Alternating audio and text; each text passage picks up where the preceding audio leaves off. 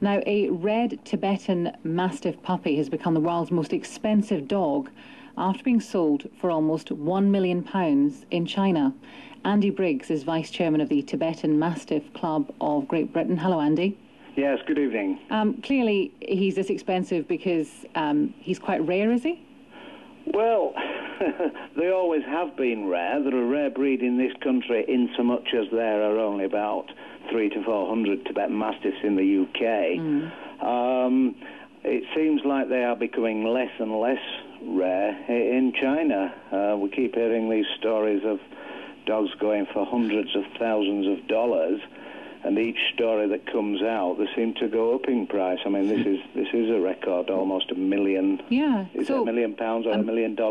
It seems to be £1 million. Why do you think then that's happening? Why are they changing hands for that kind of money? Well, I honestly don't know. I've never been to the area. It would seem that there are quite a few Chinese becoming very, very rich now, and they have become, a status symbol over there. And I guess if you've got, an unlimited amount of money, then if that's what you want, you will pay anything for that. Well, tell us a bit about them, Andy. What do they look like, and what are they good for? Well, basically, the Tibetan Mastiff does go back many thousands of years, say 3,000–4,000 years. They were always bred in Tibet and the Himalayan region purely as guard dogs, nothing else. They weren't bred for hunting or fighting, anything like this. They were bred for guarding, and that's what they do best. They will guard a person's property. Andy, I've just been given a picture of a Tibetan. It's quite a shock. Yeah, it is. I mean, it's so hairy to start with. I mean, it's just got it's kind of, looks a bit like a lion, except with a coat of that's about a foot long. I mean, it's an extraordinary looking animal, isn't it? Where does its tail start and begin? It's just, at the back there, it's just a mound of hair. They do have a wonderful tail. That is one of the features of the breed. The tail comes right up and over the back, and it is a very impressive tail.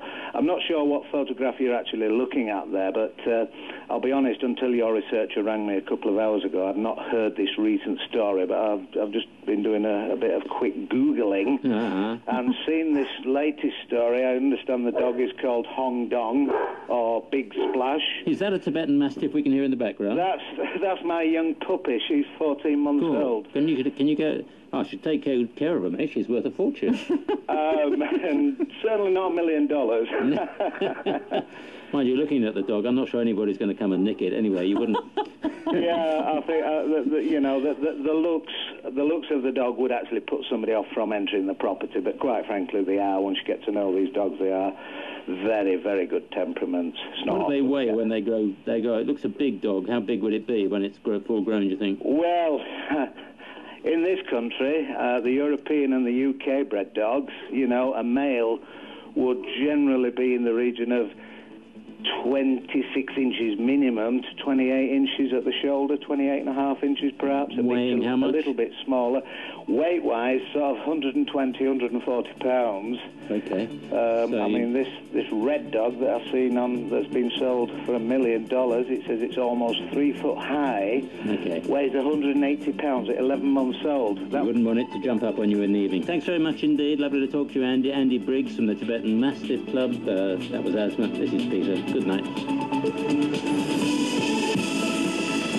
On digital and online. This is BBC Radio